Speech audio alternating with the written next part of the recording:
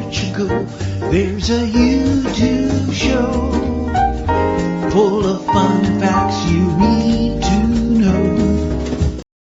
Hola, bon dia, alegria. Munson here with the Good Morning Portugal show, the podcast, and a dabbling with a Substack. Funny, isn't it, writing about Portugal? My guest this morning, my first guest this morning, of course, on this special Thursday of every month, is Veronica, who, among many other things, is a writer too in the East Algarve magazine. Let's give her a nice big welcome and catch up with her. She's an incredible traveler as well. She has so many wonderful experiences to share with us. Veronica and Diego!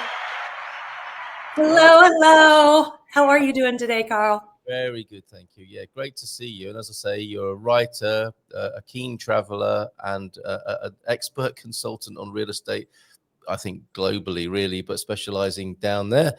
Anything else? Did I miss anything? No, I'm just an old widow sitting around bored, trying to get a Rocking in a rocking chair. Right. Oh, bless you.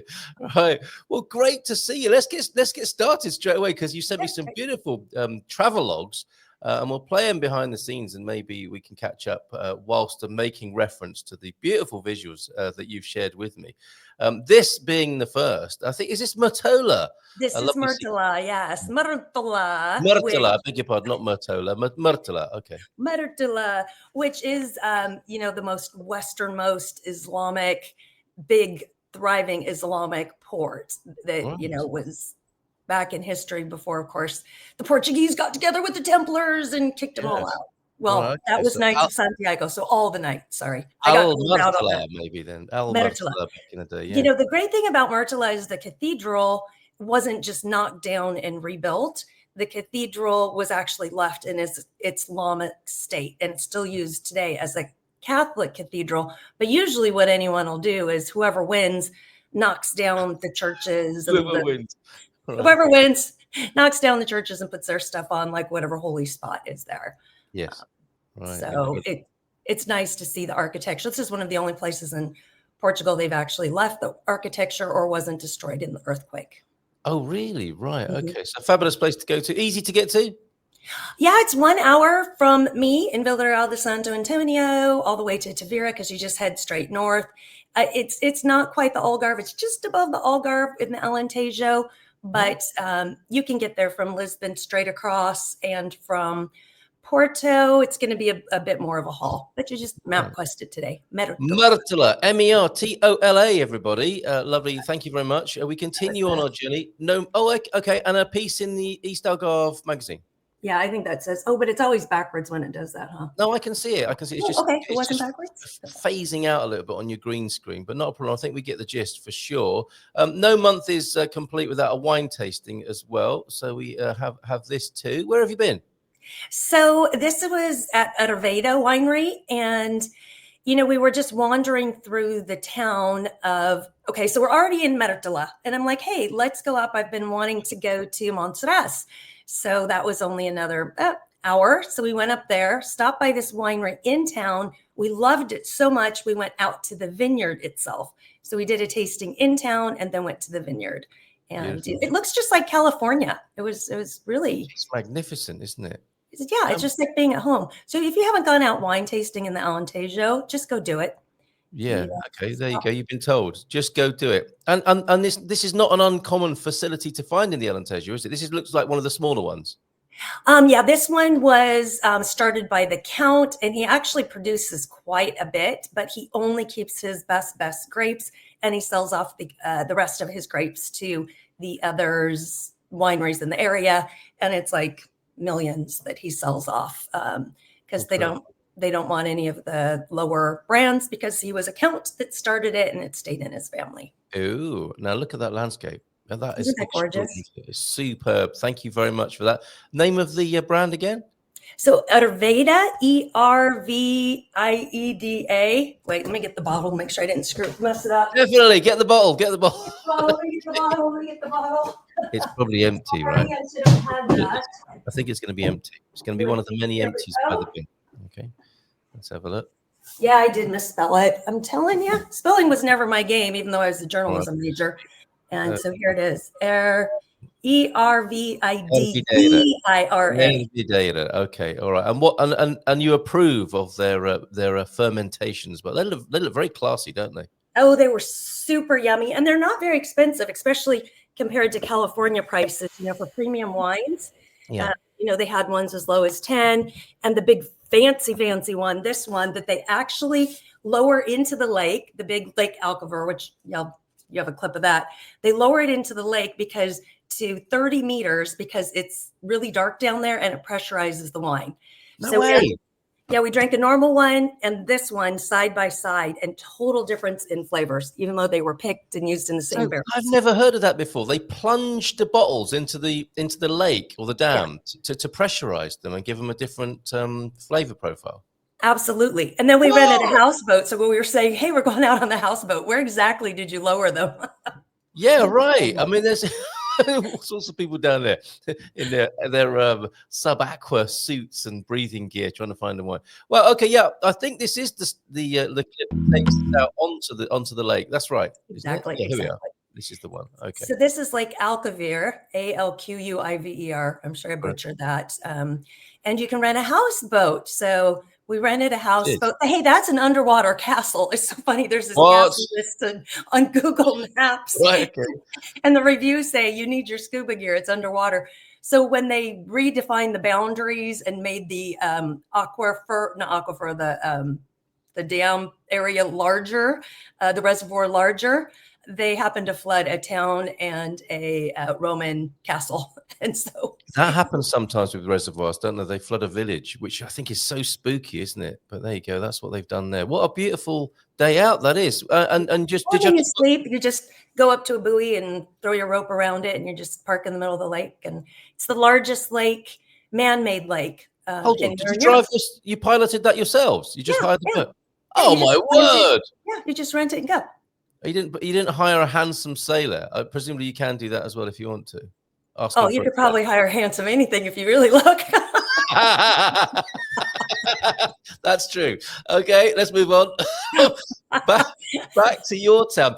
Talking of handsome, oh my goodness, are these hats called tricorns? Don't they? And a tunic, doesn't this make a man look rather magnificent? Oh, not this one. Here they are. Look at their outfits. When they tip there's something about a man with the sword tipping his hat. I think so. Yeah, absolutely. What's going on? And this is Villa Real de Santo Antonio, which was built in the 1700s, actually right after the earthquake. Many bloggers say the earthquake knocked us down, but it didn't. We just had the capstone, and it was built after the earthquake. So we went back in time. So the town was converted back in time this weekend into the 1700s, and they had tons of displays, food, concerts. It was a great weekend. Looks like, and I've paused the video there because that is quite the barbecue. Very good selection of meats there. That's one of the aromas that greets you on arrival at many a Portuguese festa, isn't it? Searing flesh, delicious meats, grilled for you in front of your very eyes. Fantastic. Yeah. And when they had a full pig too, and that always creeps me out. That I don't like. Yeah. If you're not used to it, it's a bit of an assault, isn't it? Look, lots of booze, lots of food, lots of experience, music. Oh my goodness! Did you get a chance to dress up as well?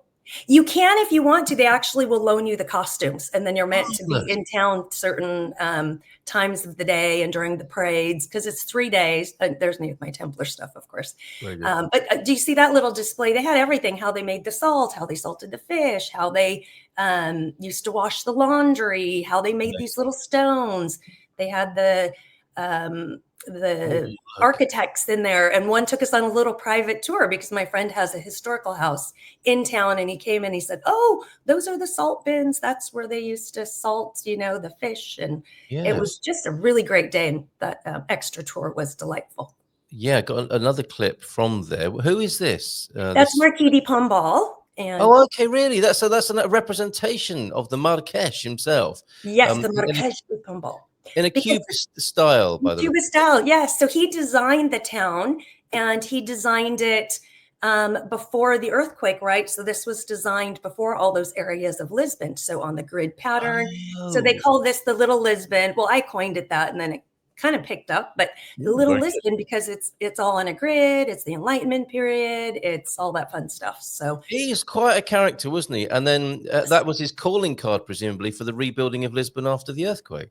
right. And then so he was in with one set of royalty, and then when the king died, the queen kicked him out, and he had Really? to always be 200 miles or kilometers away from him. So Is that right? She's an exclusion zone. yeah, he got cut out. In fact, he got kicked out while our town was being built. So our town Really? got halted. It was his project. It got stopped, and royals had to go in and buy some of the buildings for it to continue being built. Do you know, that's the sense I get of him, is that he was quite a strong character. Yeah. And I loved or loathed, I think. But I guess you've got to be quite a strong character to rebuild a city after an Yeah. earthquake, don't you? The whole country, really, because Yes. he turned the schools from private to public, so everyone would have a school. He did a lot of things that were kind of dictator-ish, but Yes.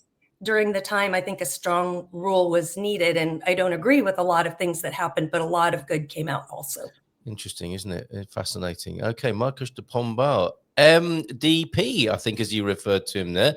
The final video, then, before we talk a little bit more specifically about what's going on real estate wise in your area, we have to look at your slideshows, because the way it's amazing what you do, what you organize, and what you get up to from month to month. I think this is a little bit more of the what's went on in the town that you've just described. Yes, so that was the little private tour. So this Oh, guy look. did not break character. So it took me forever to find out where he was from, and he's giving his character information. And he was from Lisbon, an inspector in Lisbon, but he obviously had all the degrees and knew everything about our town. So Really? he walked Inspector of around. what? He was an inspector of what? Building inspector. Oh, really? Wow. Yeah, Okay. property inspector. So yeah. Wow. So But isn't this great? So you go and talk to them and you're like, where are you from? Well, we're from Lisbon. We're this guy or this guy. Oh, and there was a gal there that bowed down to him. Again, they're all in character, bows down to him because, he's in the fancy gear. And he says, these ladies are with me. You must bow to them too. And she's like, oh. Really? It's great fun. It sounds like he was enjoying that perhaps a little bit too much. All of them were. I mean, there were hundreds in character, and just street after street after street of these booths. It was very well done. So well done, VRSA. Yeah, excellent stuff. I was with somebody last night in our men's shed here. Had a little bit of a problem with a property they were staying in. They got let down, so they moved out into a hotel. And they thought, well, while we're staying in a hotel, avoiding our home that's not being looked after correctly by the management association, we might as well be in a hotel in the Algarve. We could be anywhere. They go to the Algarve, they get to Tavira, they see a nice apartment there, and they put an offer in. We've lost them because of some shoddy customer service, and they've put an offer in Tavira. So they're on the way down to you. Yeah. A lot of Americans have moved to Tavira, and it's being called the Little Americans. So I would say, guys, stop going to Tavira, pick another place. I'm going to start doing series on more hidden and upcoming places, so you'll get a bigger bang for your buck, and we won't completely, turn it into Little Americas. So Castro Marim, phenomenal. Okay. A lot of these hidden towns and hidden beaches that I think are still a really good deal. And you won't walk around town and feel like, did I move to Portugal or not? Yeah, that's an interesting point there. I know that the next trip for Expats Portugal was down to Tavira. By a complete coincidence, it would appear. But you're saying it's very popular with American. Yeah. It was already hugely British, and true. Unfortunately, more of an expat town. Yes. And I think that's where you have to be careful of. Changing things, because the Portuguese are kind of getting to the point where, like, where's our culture? Where's our, respect their culture, keep their buildings. Of course, in the historical zones, you must do that. But I've also gone up in the hills, and it's gorgeous and beautiful. And you see all these beautiful traditional homes, and then you just see one big square modern blob. And you kind of go, oh. Right. Well, if that hasn't put you off, this is the weekend, 14th of June, Expats Portugal will be there. I mean, it's a lovely place to visit anyway, even if you don't live there, right? Oh, I love it, to visit, to explore, to look at all the history. When I looked at it, it just wasn't for me because it didn't have access to a beach. You have to get on a boat to go to a beach. That's what they're doing. Actually, they're doing that on that weekend, jumping in the boat and going swimming and bathing and sunbathing from the boat. Very good. Okay. That'll be great. It'll be wonderful. It'll be And wonderful. I'm fascinated by your caution here. So you're stepping in and saying, okay, enough already. Well, I don't want to say enough. I want to say for the right reasons, right? Yeah. If you're going someplace because it's just like your home country, well, stay in your home country. If you're here because you want to see Europe, if you're here because you want history, culture, come here for those reasons. Now, the British, you're different because you need sunshine. So you come here for the sunshine. We are exceptional, it's true. Yeah, you are exceptional. Well, I mean, that's an Algarve thing in some ways, isn't it? That balance that you're talking about, and the Brits have been up to it for years with it, really. So an interesting conversation to have, and one that should be kept open, I think. Well, and they tend to go more west, not east. So Tavira was kind of their hidden spot. But to be fair, Tavira's just growing. It's growing. I mean, they're building. The town next to it's Cabannes. There's no border now between Tavira and Cabannes. It's growing to the north. It's borderless outside of the Rio Formosa. So it just continues to go north, east, and west. It can't go south. And so if you find these little communities that, are bordered by a river and an ocean and preserves, that they're not just going to turn into a huge That's very interesting. That's very interesting that the sprawl is happening, and I guess that's when one might become concerned. Is when a small what felt like a village becomes a town by blending into the next place along from development. Very, very, very interesting. Yeah. Okay. Urban sprawl. I watched it go from Orange County to Los Angeles to San Diego, unless the little break we have is a military base, Camp Pendleton.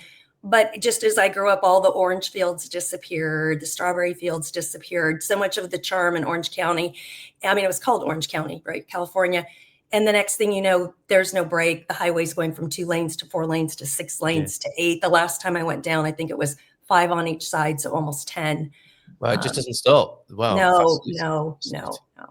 Very interesting. And you began to talk about other areas people might look at. Castro Marim, for example. Do you want to say a bit more about Castro Marim that? is stunning. And Castro Marim comes down just above Villarreal de Santo Antonio. It has a castle. It has a fort. And the prices are still great. They're going up. I bought a place there also. So definitely my money is where my mouth is. And then it comes down and cuts Villarreal de Santo Antonio County in half. So these are counties, right? There's cities as well. There's counties. Cuts our county in half, so it has this stretch of beach. So you'll be in Altura, Monterota, and you go and Casalavella, and you go Villarreal. Then the next beach over is Castro Marim. Next beach over is Castro Marim. Then you're back in Villarreal County. So, right. Incredible. Okay. Well, thank there's you. There's a lot of hidden parts people don't know about. How are you helping people with that? Is it through videos and through the writing, or will you consult with people on this matter? So I consult with people on the best place for them. I'm going to be doing a series on Castro Marim because I don't think it really had. I've done like the medieval fair, what it's like there. That was the No Damp House video. Do you remember that from a couple years ago? Yes. Where we walked around the renovations. So seeing all those renovations and what they were bought for and sold for versus today, they've almost doubled in price, but it's still way lower than what you can get anywhere else. Very, very interesting. Okay, before we have Carl Hyde joining us, we're going to talk about buyer's agreements. We're going to talk about what's going on in Lisbon. He's got a beautiful property to share with us from the agency where we both work. 4-bedroom villa with pool in the Wait, you joined the agency? Did I miss that? You did. Oh, okay. Did you not see my message? Carl and I are having a lovely agency baby together. I'm not sure he likes me referring to our business relationship like that. But oh, congratulations on that. Okay. So then maybe I have to, lovely agency. So maybe I have to send stuff to you now too, right? Yes, or please. Are you doing referrals? Yes, please. That's right. Okay. Carl's cunning plan is working. Obviously, he's behind the scenes going, "Whoa!" Yes, excellent. We'll talk to him about our lovely agency baby in a little while after we've heard about your bit of drama, right? The outage, how to prepare, perhaps when it comes to signing for your house. You were interrupted by not darkness because it was a beautiful sunny day, wasn't it? But by a lack of electricity. Yeah, I think this is where just another reminder. We're always trying to do reminders on here. We want to be positive and happy. We know what the positive and happy is. It's gorgeous. It's beautiful. The people are lovely. The culture, the ease of travel. I mean, lifestyle. That's why my videos come in. It's what do you do once you move here too, right? Not just, okay, we're here now. What? We just have a coffee every day. And one blogger did ask me that. He came out for the day to look at our town. He says, what do you do here? I'm like, really? Like, look around, like forest preserves, beaches, oceans, rivers, cafes. Anyway, getting back to the point. Yeah, we did have an outage and it was at the end of the month. So I think that was Monday, 28th. the 29th. 28th. And 28th yeah. I remember it well. I will be telling my grandchildren. Most people have forgotten it already. But Carl Hyde hasn't forgotten. He's ready for the next one.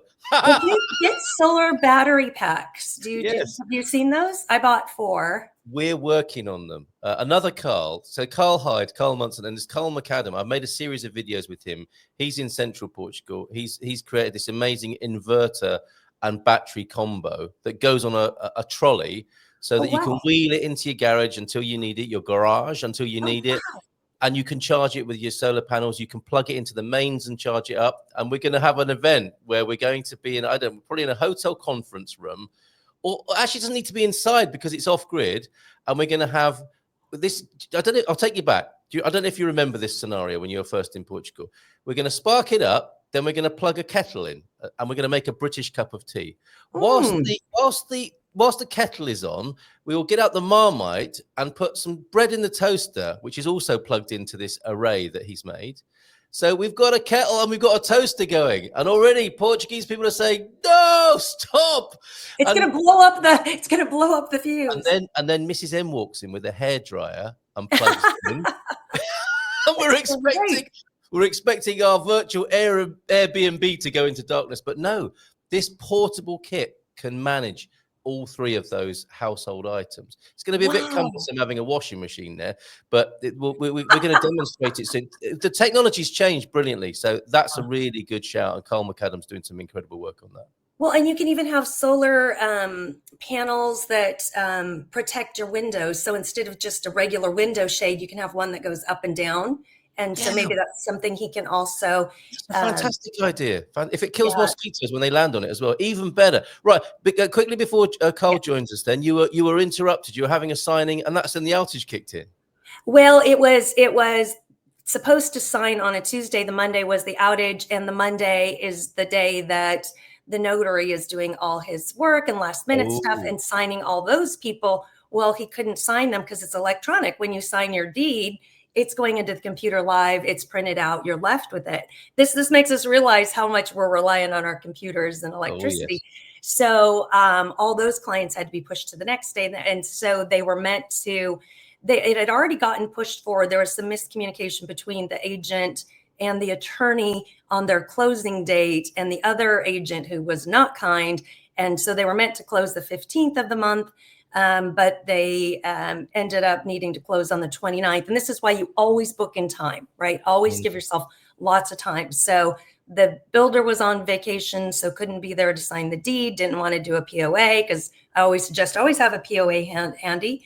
And then, when you've got the day you're signing and moving out and finishing moving out the next day because your apartment lease ends, it's not enough time. You just have to plan for contingencies. And I would say always give yourself a month if possible. Really? Very good. Absolutely. Okay, excellent. With moving even so, because then you can, you move all your stuff in and you're not trying to do it in a weekend. You can say, we did need to buy this or that, or have these things delivered. Gas and electric being switched and turned on in your name. All those things are not as quick as they normally are other places, right? Very, very good. Okay.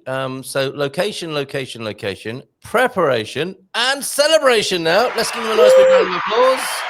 See what I did there? Hola, bom dia. How are you? Hola, bom dia.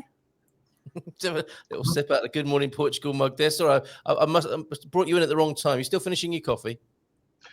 I always like to have a cup of coffee when I'm on the show. So yeah, he's got his mug. I need my mug. I had very unusually a big cup of Joe myself this morning. Yes, so I've enjoyed that. Carl, great to see you. How's life in Lisbon, south of the river there this morning? Really busy. Really busy. Good for you. Yeah. Good for you. Yeah, and the weather's turned, hasn't it? So everything just feels better, you know. Doesn't it? About time too. About time too. And it's just like none of that rain ever happened. A bit like the outage. It's this distant memory. Although you looks like you've got a little bit prepared after that 28th of April situation. Yeah, well, as you were talking with Veronica there, I went straight out and I bought myself this thing. Oh, look at him. He's so strong. Wow, Okay, what is that? It's a bit blurry on there, isn't it? It's a Bluetti. It's basically a battery pack. You know, it's got multiple plug sockets on it, USB and all that. And I could probably run quite a lot of stuff for most of the day. You know, on this one battery. Look, Veronica's just gone out to buy one as well. You've inspired her. Oh no, she's back. Is that your solar battery pack? And well, because this you can carry in your purse. This is for even when you're out hiking, right? That you can just plug all your devices into that. Because a lot of times when I travel, I carry like 3 or 4 battery packs, but now I can just carry one and leave it on the table. The other, I bought one for my friend too, and we set it on the table having a cafe. You could both leave your phones plugged in there, and they were charging, and we were out all day. So one of these, and it's a flashlight too. So it's I think as much as possible. I mean, I've got a small battery for the phone, which is great. You know, it'll charge it 4 or 5 times. This thing, it'll charge a laptop 15 times. You know, you can run your refrigerator for maybe 15 hours and some other bits and pieces. So it's not the whole thing, you know what I mean? But it's enough that you could last for a few hours, because it was a real shock. I think what was worse, actually, there's no data. You know, I mean, just not being able to access the interweb was, you know, crisis patience for most people. So yeah, I went and bought this thing. So next time it happens, I've got a little bit of backup for in the house, computers, things like that. Now it's just Starlink time, you know. So. Now, will you be able to charge that? Will he be able to charge that with the solar? Will that also plug into a that's the next thing. I'm going to buy a couple of solar panels, portable ones.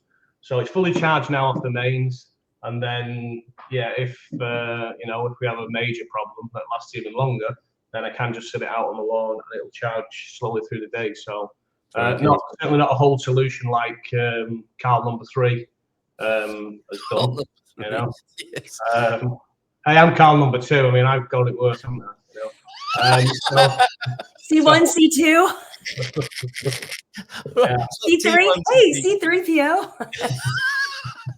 So, how much does the Bluetti cost then? How much is that going to set? Well, it was on sale, but they're always on sale, I think. My friend in the UK has got like 10 of these, and he said just buy one of these, and it was $599. Right. In fairness, it's a legitimate business expense for me as well. So you know. Yeah, right. Of course it is. Backup for your business. Absolutely, I can reclaim the EVA and things like that. So it just made it more reasonable to sort of justify to myself. But it's nice to have it. It's sat here.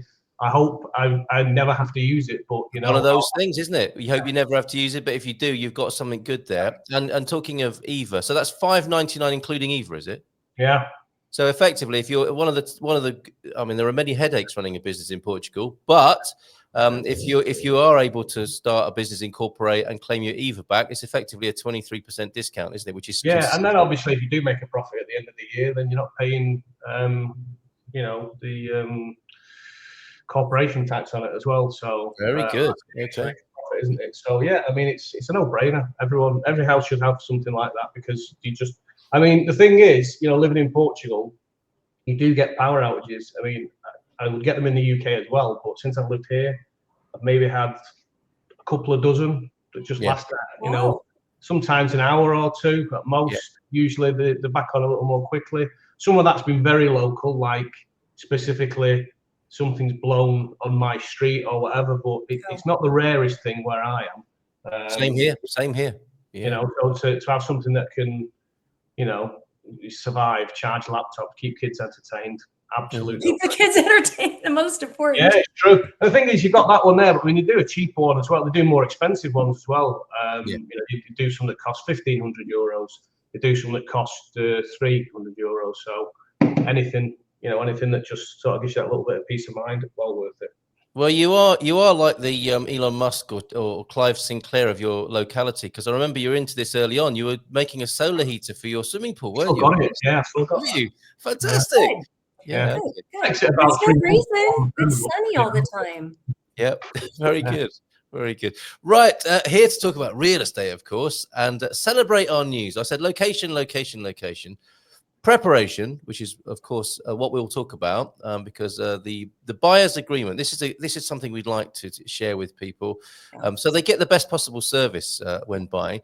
But Carl and I have a little celebration to share as well. I have joined the agency at his invitation. Congratulations! And, I am, yes. Oh no, that's the wrong one. That's the, although maybe there will be a bit of as well, and a little bit of. Every time we make a sale, we're going to be looking at a beautiful home today. And if you would like to be the person who says, do you know what? It was Carl Munson who found me my home in Portugal through the agency. If you want to be that first person, because that's going to be the big celebration, right, Carl? When we do that one. When you do the first deal, absolutely, yeah. But no, it's great. It's taken a while because there's a lot of paperwork involved, I think, as you know, to go through all those hurdles. But yeah, I'm looking forward to working with you. It's a no-brainer. Absolutely. Yeah. Yay, that's great. Now, what's going to be your territory? What's going to be your Silver for those Coast, that don't know where you live? Yeah, specifically Sao Martinho de Porto. And what's near there? What's near here, Foz de Areia is just down the road. We've got our own beautiful bay as well. Yeah, it's Caldas de Rainha as well. Okay. But you know, I'm going to focus on my town and really know. You want your town? Okay. Yeah, I do. And obviously, we can refer to other people in those other parts of the country and the world, of course, when we're working with the agency. Absolutely. No, it's great. It's great. So give us a shout and we'll take care of you. This is this caliber of property we're looking at. We'll come back to the buyer's agreements in a little while because I think it's a great conversation. But look at this that Carl's brought for us today. 4-bedroom villa with a pool in the heart of Comporta Village. What a place Comporta Village appears to be. This is, of course, where you can be a neighbour, I think, of George Clooney's. Is that right, Carl? Yeah, I think it's true. I mean, I don't know him personally, but I do believe he's got a place there. You know, so. You know, you're so discreet and professional that even if you did that, you'd still say that, wouldn't you? So as not to cause him any embarrassment or difficulty. Yes. Yeah. So what this is, I was in Comporta last week. Now this was actually a referral through you and Wiley. Excellent. Yeah. You know, a family looking to move to Portugal. She wanted an expert in Comporta, but had to kind of put up with me. I don't actually know that much about Comporta. I was very upfront and honest about it, but I said I will research it and I'll also speak with colleagues and things like that. So that's kind of the power of the agency. You know, we've got agents everywhere, and if we haven't, then you know we've got a lot of agents that know a lot about it. So this particular property is listed by one of our team leaders, Ilse. She's got quite a few properties in Comporta, so she helped me quite a lot. We did 5 visits on the day, and this one was hers. And yeah, I mean, you can see Comporta is a very expensive place, no doubt about it. But this house was very, very special, beautifully renovated to a very high standard. Well, that's. Are we looking at the location there? These are presumably the salt fields of Comporta, looking out to the ocean beyond.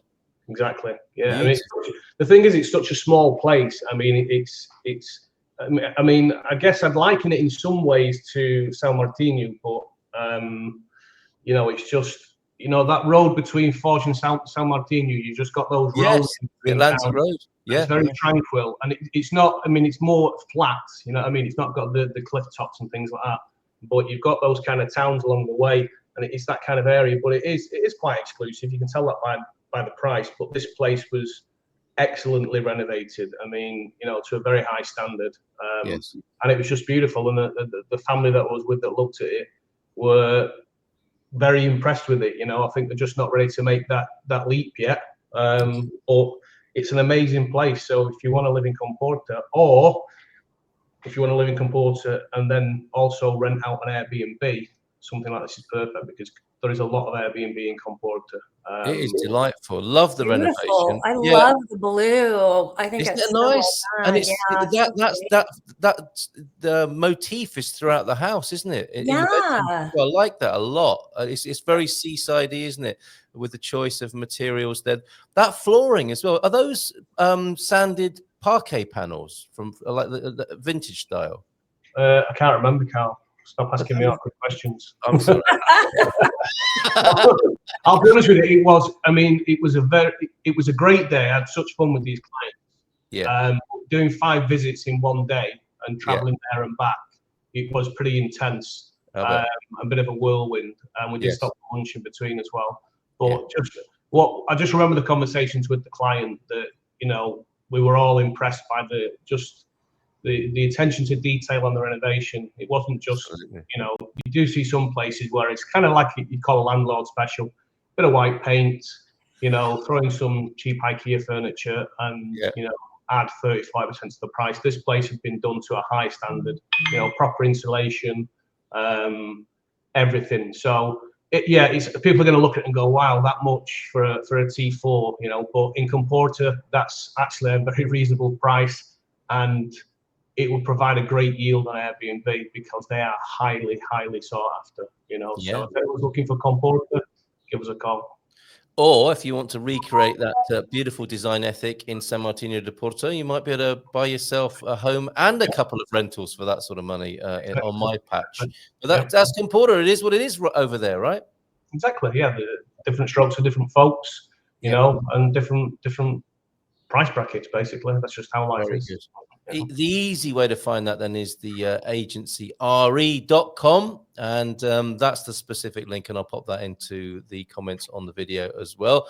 To conclude this morning, how about we talk about creating a good relationship? It sounds like you've done with the people you were showing around, 5 properties in a day, really getting a sense of their needs, showing them a good selection of properties in the area they want. Buyers agreements, Veronica, you brought this up as a possible topic of discussion. I think it's a great idea. Everyone knows where they stand, don't they? And no one gets messed about.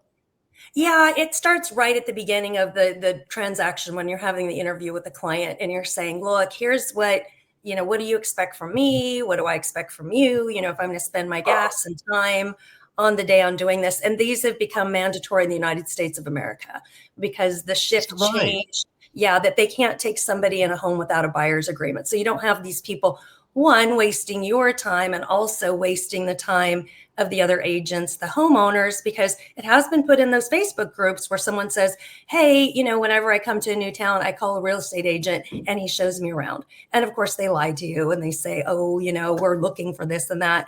And, you know, the agent's like, okay, great. You know, this is a potential sale. And then his manager's going, what's wrong with that relationship? Why are you going out all the time and not closing any? And it's like, well, sorry, you know, somebody's taking advantage. And so as soon as you push that agreement in front of them, it doesn't mean you're going to maybe sue them or go after them. It just clarifies everything, your responsibility, my responsibilities, and you can add whatever you want to them. You've got the standard contract, but you can say, I'll check in once a week. You know, you're going to buy by this date. You already have financing. You don't, because I think what I've seen is a lot of the agents, especially the Portuguese, are really afraid to ask the financial questions. And you really, before you spend your time going out with somebody, you've got to know the whole picture because your time's valuable, as is the other agent and the people that are leaving their homes. Many of them have to leave, or some will actually be there, but, you know, picking it up and cleaning it up. So it's illegal now to go out without a written document that says this person is buying and you have engaged them as your agent. That's amazing. And it's the opposite here, isn't it? I heard a story last night when I was out having a drink with some of the lads in the town. They were talking very highly of a Remax agent who was sending them properties. They gave him an idea of what he wanted. He was sending them things. Do you like this? Does it need to be more of this or more of that?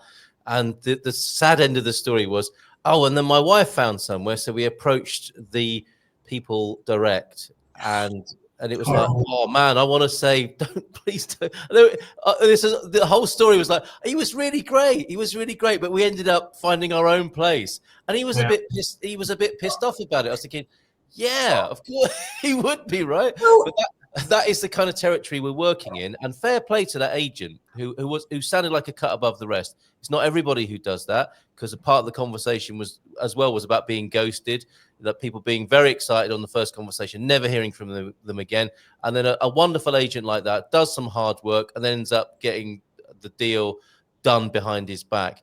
We need something better than that, don't we, Carl?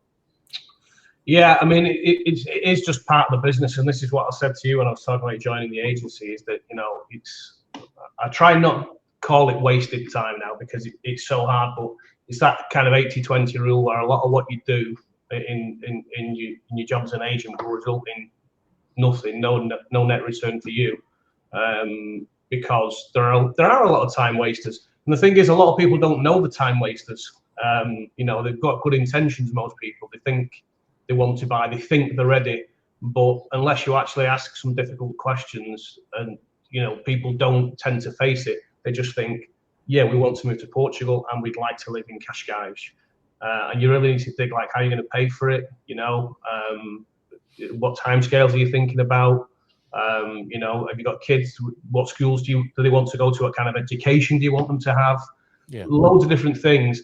So, I mean, I've gotten better at it over time, because when I first started in real estate, I was like a little puppy kind of thing, just running around, chasing any kind of lead that I could, Oh, can you take me for a day in Stubal to look at? Yeah, I'll go, I'll take you.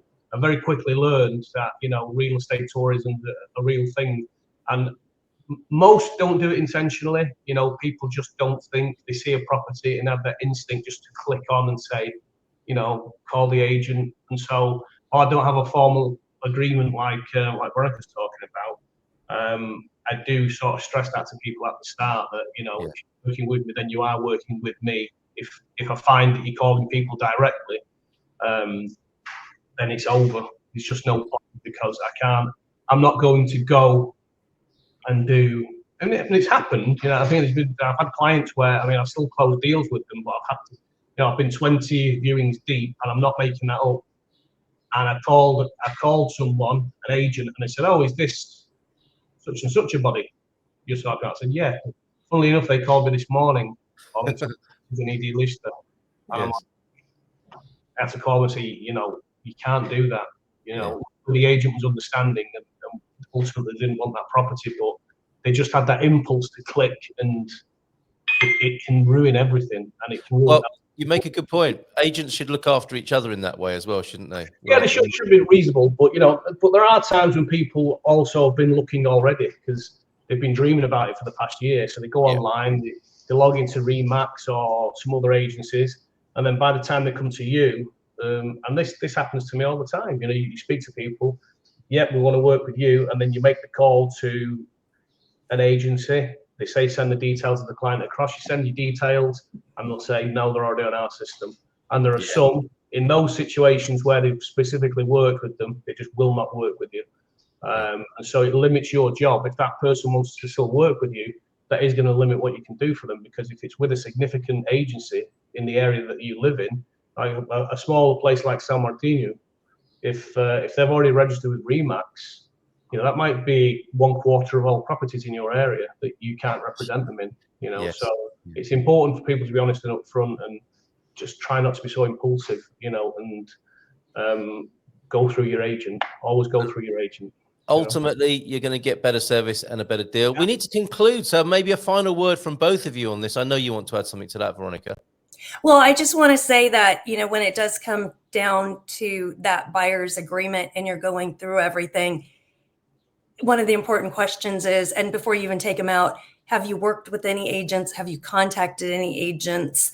And if they say no, and then they later do, and that's one of your boxes on here, that's, repercussions. And, I find that the people that are willing to sign that are honest, because you'll see right away, they're like, oh, no problem. So this is an exclusive agreement. We're not explaining it to everybody. And it's just important to do that, because just identifying the property, any monkey can look through stuff and call and take somebody out. It's the after stuff. It's negotiating the price. It's knowing the market. It's helping you through the whole process, the whole negotiation. It's avoiding a lot of pitfalls, because there are a lot of pitfalls, So. Yeah, there's just one step is identifying the property. That's it. And for some reason, people think they're going to get a discount, or it's going to be easier to go directly to that other agent, the listing agent. But the reality is that listing agent is being paid, as are you through him, by the seller. So if if you're a buyer's agent, his fiduciary responsibility is to the person selling the property, not to the person buying. And now you're giving him both sides of the information. He knows how much the seller will come down. He knows how much you're going to go up. So no matter how honest and loyal they are, it's in their brain. They know what's going to make the deal work. And you're shooting yourself in the foot by not getting your own representation. You're just, Very good. Yeah. And I think people don't know that that's a possibility and realize potentially what great value they can get by doing the relationship in that way. That's why what you mentioned Wiley before. Wiley's like that in her Estoril, Cascais area. And I think she's like a godmother to one of her clients' children. She's that connected and close to people she works for. That for them, it's like, of course you would use her in that area because she goes above and beyond, and she's proven that's what she does, and she becomes a friend, and a lifelong friend and asset to you in that area of your life. So it doesn't always happen with every client. Some clients keep you at arm's length. Some clients are very friendly, and then up until the point where the deal's done, and you never hear from them again. But I've certainly made lifelong friends through this business, So very good, very good. Looking forward to doing the same with you at the agency, Carl. Me too. Congratulations. Yes, thank you, Veronica. And the big day, of course, is when we're popping a cork and enjoying some Portuguese Espumante with our first deal here in Sao Martinho de Porto. So call me. Awesome. I'm not send people your way. No folded arm photographs for me, though. I'll just be on the record saying that right now. Veronica, thank you so much for your tour of the Algarve this morning and your wise words as ever.